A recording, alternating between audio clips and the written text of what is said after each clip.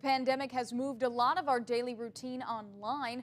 Internet and social media use has increased, with people spending more time at home. Sunnyside tells us about growing concerns parents have with that.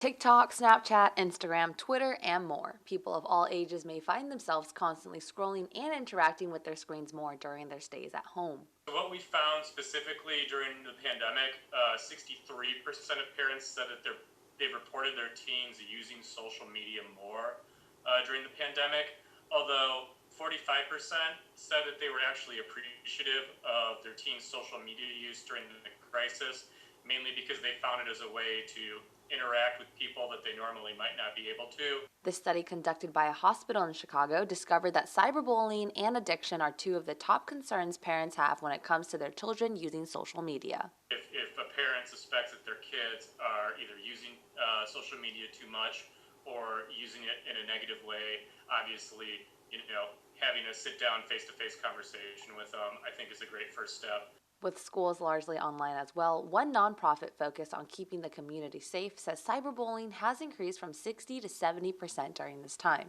And it makes sense because kids are home, they're bored, they're somewhat isolated, and they're anxious. We've now gone from telling them, before the pandemic hit, it was like, don't be online all the time, try to talk to your friends face to face, there's no reason to talk to strangers, to now you're going to do every single thing online, including school. She says the key to combating this issue is to talk about it with their kids.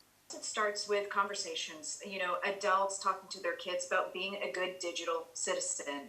What does it mean? Just because you're home, you're behind closed doors, every word you say, everything you do has a consequence, and those are very real. There are many different forms of cyberbullying, and there can be legal consequences involved. In College Station, Sunnyside, KAGS News.